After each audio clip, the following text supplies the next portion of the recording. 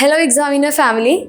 അപ്പോൾ എല്ലാ +1 സ്റ്റുഡൻസിൻ്റെയും ഏറ്റവും വലിയൊരു ആഗ്രഹമാണ് +1 നല്ല മാർക്ക് സ്കോർ ചെയ്യാന്ന് പറയുന്നത്. ഇപ്പോൾ 10th ആവുന്ന സമയത്ത് നമുക്ക് A+ ഒക്കെ ആയിരിക്കും. പക്ഷേ +1 എത്തുന്ന സമയത്ത് നമ്മളോട് ചോദിക്കുക ഔട്ട് ഓഫ് 520 എത്ര മാർക്കാണെന്നാണ് ചോദിക്കുക.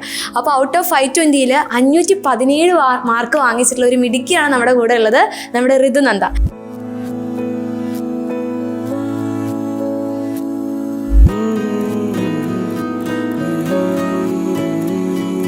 ഋതുനന്ദ, ഈ ഒരു അവസരത്തിൽ എന്താണ് പറയാനുള്ളത്? ഈ ഒരു അവസരത്തിൽ എക്സാമിനറിനോട് താങ്ക്സ് പറയാം. ഓക്കെ, അപ്പോൾ നമ്മുടെ എക്സാമിനർ ബാച്ചിലുള്ള കുട്ടിയാണ്. അപ്പോൾ ബാച്ചിലത്തെ ക്ലാസ്സൊക്കെ നല്ല യൂസ്ഫുൾ ആയിരുന്നു. അതൊക്കെ നോക്കിയിട്ടായിരുന്നു പഠിച്ചിട്ടുണ്ടായിരുന്നത്. അപ്പോൾ ഈ റിസൾട്ട് വന്ന സമയത്ത് ആരാണ് ആദ്യം റിസൾട്ട് പറഞ്ഞ ആള്? ഞാൻ തന്നെയാണ് സ്വന്തമായിട്ട് നോക്കി. അപ്പോൾ റിസൾട്ട് അറിഞ്ഞു 517 മാർക്ക് ഉണ്ടെന്ന് പറഞ്ഞു. എന്നിട്ട് ഈ കാര്യം ആദ്യം ആരോടാ പറഞ്ഞത്? അമ്മേനോട്. എങ്ങനെ ഉണ്ടായിരുന്നു റിയാക്ഷനൊക്കെ? എല്ലാവരും ഫുൾ ഹാപ്പി ആയി. അപ്പം മോള് വിചാരിച്ചിട്ടുണ്ടായിരുന്നു, ഇത്രയും മാർക്ക് എക്സ്പെക്ട് ചെയ്തിട്ടുണ്ടായിരുന്നോ എക്സാം കഴിഞ്ഞ് വന്ന സമയത്ത്? എക്സാം കഴിഞ്ഞപ്പോൾ എക്സ്പെക്ട് ഇല്ലായിരുന്നു. അപ്പോൾ എന്തായാലും സയൻസ് സബ്ജക്റ്റിന് എല്ലാത്തിനും മാർക്ക് ഉണ്ടാവുന്ന ഷുവർ ആയിരുന്നു, ഓരോ മാത്സ് ആയാലും. അപ്പോൾ മാത്സ് പൊതുവെ നല്ല ടഫായിരുന്നു. മാത്സ് ടഫായിരുന്നു, പക്ഷേ എല്ലാ ക്വസ്റ്റ്യൻസ് എക്സാമിനറിൻ്റെ ബാച്ച് വീഡിയോസിലും കണ്ടിട്ടുണ്ട്. ഓക്കെ, ബാച്ചിൽ ഓൾറെഡി പഠിച്ച എല്ലാ കാര്യങ്ങളും വൃത്തിയായിട്ട് പഠിച്ച ആൾക്കാർക്ക് എന്തായാലും മാത്സിൽ ഫുൾ മാർക്ക് വാങ്ങാൻ പറ്റുമായിരുന്നു. ഓക്കെ, അപ്പോൾ നമ്മുടെ ബാച്ചിലുള്ള ക്ലാസ്സസ് എത്രത്തോളം യൂസ്ഫുൾ ആയിരുന്നു മോൾക്ക്? ഏത് ഫീച്ചർ ആയിരുന്നു കൂടുതലായിട്ട് പഠിക്കാൻ ഹെൽപ്ഫുൾ ആയിരുന്നത്? റെക്കോർഡഡ് വീഡിയോസ്, ലേണിംഗ് വീഡിയോസ് ആയിരുന്നു. PYQ കംപ്ലീറ്റ് ആയിട്ട് കണ്ടിട്ടുണ്ടായിരുന്നു. ഓക്കെ, അപ്പോൾ ഇപ്പോൾ ഈ +1 ഇനിയിപ്പോൾ കഴിഞ്ഞല്ലോ. അപ്പോൾ +1 കഴിഞ്ഞ് ഇനിയിപ്പോൾ +2 സ്റ്റാർട്ട് ചെയ്തേക്കുന്നു. നമ്മുടെ ബാച്ചിൽ ജോയിൻ ചെയ്തിട്ടില്ലേ? ക്ലാസ് ഒക്കെ കാണാൻ തുടങ്ങിയോ? എങ്ങനെയുണ്ട് ചാപ്റ്റേഴ്സ് ഒക്കെ? സൂപ്പർ. ഇല്ല, ഇനിയിപ്പോൾ നമുക്ക് +1 പഠിക്കാൻ പറ്റില്ലല്ലോ, കഴിഞ്ഞു. അപ്പോൾ ഈ +1 ഈ ഒരു ക്ലാസ്സസ് ഒക്കെ ആലോചിക്കുമ്പോൾ ആദ്യം ഏത് ടീച്ചർ മുഖമാണ് മൈൻഡിൽ ആദ്യം വരുന്നത്? അർച്ചന മിസ്. ബയോളജിയാണ് ഏറ്റവും ഇഷ്ടമുള്ള സബ്ജക്റ്റ്? അല്ല, മാത്സ് ആണ് ഇഷ്ടമുള്ള സബ്ജക്റ്റ്. അപ്പോൾ എന്തുകൊണ്ട് അർച്ചന മിസ്സിൻ്റെ ക്ലാസ് ഭയങ്കര ഇഷ്ടമാണ്.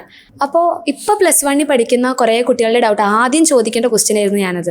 അതായത് ഇത്രയും മാർക്ക് വാങ്ങാൻ വേണ്ടി എങ്ങനെ പഠിക്കണം എന്നുള്ളത്. അപ്പോൾ മോൾ എങ്ങനെയാണ് പഠിച്ചിട്ടുണ്ടായിരുന്നത്? ഞാൻ രാവിലെ പഠിക്കാറില്ല, രാത്രി ലേറ്റ് ആയിട്ട് പഠിക്കും. ലേറ്റ് ആയാലും കുഴപ്പമില്ലാതെ പഠിക്കും. നോട്ട്സ് ഒക്കെ പ്രിപ്പയർ ചെയ്യുമായിരുന്നു? ടൈം ടേബിളൊക്കെ സ്വന്തമായിട്ടുണ്ടോ? ഇല്ല, ഇങ്ങനെയൊന്നും ഇല്ല. അപ്പോൾ ഇവിടെ സാധാരണ നല്ല മാർക്ക് വാങ്ങുന്ന കുറേ മിക്കവാറും സ്റ്റുഡൻസ് ടൈം ടേബിൾ ഇല്ലാതെ പഠിക്കുന്ന ആൾക്കാരാണ്. അതായത് പഠിക്കാൻ എപ്പോഴാണോ തോന്നുന്നത് അപ്പോൾ ഇരുന്ന് പഠിക്കും. അപ്പോൾ ഇങ്ങനെ ബൈ ഹാർട്ട് ചെയ്ത് പഠിക്കുകയാണോ അതോ ഇനി വേറെ എന്തെങ്കിലും? അല്ല, ബൈ ഹാർട്ട് ചെയ്ത് പഠിക്കുക. അപ്പോൾ കുറേ പേര് ഈ കാണുന്ന കുറേ +1 സ്റ്റുഡൻസ് ഉണ്ടായിരിക്കും, അവർക്ക് കുറേ ആഗ്രഹം ഉണ്ടായിരിക്കും എങ്ങനെയായിരിക്കും എന്നാലും ഈ ഒരു 517 മാർക്ക് കിട്ടിയിട്ടുണ്ടായിരിക്കുക.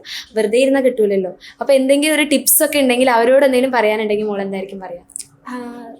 ടെക്സ്റ്റ് ഒക്കെ വായിക്കുക നല്ലോണം. പിന്നെ എക്സാമിനറിൻ്റെ ക്ലാസ് അതാ ഞാൻ എല്ലാ കുഴപ്പമില്ല.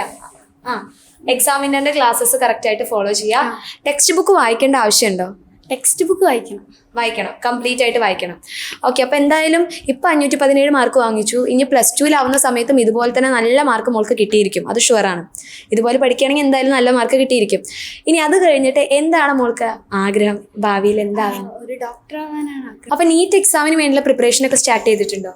ബാച്ചിൽ ജോയിൻ ചെയ്തിട്ടുണ്ട്. ബാച്ചിൽ നമ്മുടെ പൃഥ്വി ബാച്ചിൽ ജോയിൻ ചെയ്തിട്ടുണ്ട്. അപ്പോൾ ആള് അതൊക്കെ കറക്റ്റായിട്ട് ഫോളോ ചെയ്ത് പഠിക്കാൻ തുടങ്ങിയിട്ടുണ്ട്. അപ്പോൾ നമ്മുടെ ലാംഗ്വേജ് സബ്ജക്റ്റ്, നമ്മുടെ ഇംഗ്ലീഷിലാണ് മോൾക്ക് 3 മാർക്ക് പോയിട്ടുള്ളത്.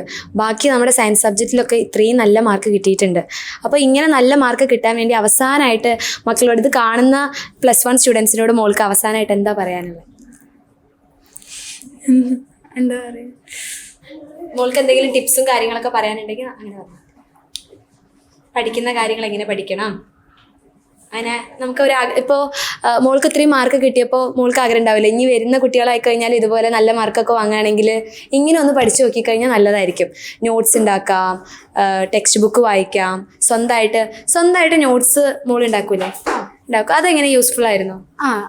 അത് തന്നെയാണ് മെയിനായിട്ട് റിവൈസ് ചെയ്യാനായിട്ട്. എക്സാമിൻ്റെ സമയത്ത് സ്വന്തമായിട്ട് റിവൈസ് ചെയ്യാൻ വേണ്ടിയിട്ട് ആ നോട്ട്സാണ് യൂസ് ചെയ്യുക. അപ്പോൾ മോൾക്ക് അപ്പോൾ ഇങ്ങനെ എന്തെങ്കിലും ടിപ്സും കാര്യങ്ങളും ഇവർക്ക് കൊടുത്തു കഴിഞ്ഞാൽ അവർക്കും ഇനി +1 എത്തിക്കഴിഞ്ഞാൽ ഈ ഒരു രീതിയിൽ പ്രാക്ടീസ് ചെയ്ത് നല്ല മാർക്ക് കിട്ടുകയാണെങ്കിൽ എന്തായാലും ഋതുവിനെ ആലോചിക്കുമല്ലോ, എന്നാൽ ചേച്ചി അങ്ങനെ പറഞ്ഞത് കൊണ്ട് ഞാനിങ്ങനെ പ്രാക്ടീസ് ചെയ്തു.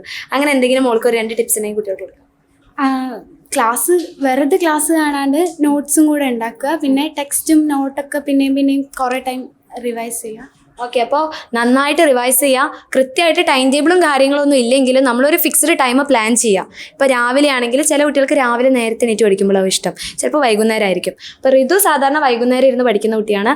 അപ്പോൾ നമ്മൾ കറക്റ്റായിട്ടുള്ള ഒരു സമയം ഫിക്സ് ചെയ്ത് വെക്കുക. ടൈം ടേബിൾ ഇല്ലെങ്കിലൊന്നും പ്രശ്നമില്ല. പഠിക്കുന്ന കാര്യങ്ങൾ നോട്ട് ഉണ്ടാക്കുക, എന്താണ് ഒരു കോൺസെപ്റ്റ് എന്നുള്ളത് ക്ലിയർ ആയിട്ട് പഠിക്കുക. ഓക്കെ, അപ്പോൾ അത്രയും ചെയ്ത് കഴിഞ്ഞാൽ സെറ്റായിരിക്കും. അപ്പോൾ എന്തായാലും മോള് ഇനി +2 ഇതേപോലെ തന്നെ നല്ല മാർക്ക് സ്കോർ ചെയ്യാൻ വേണ്ടി പറ്റട്ടെ. Wish all the best.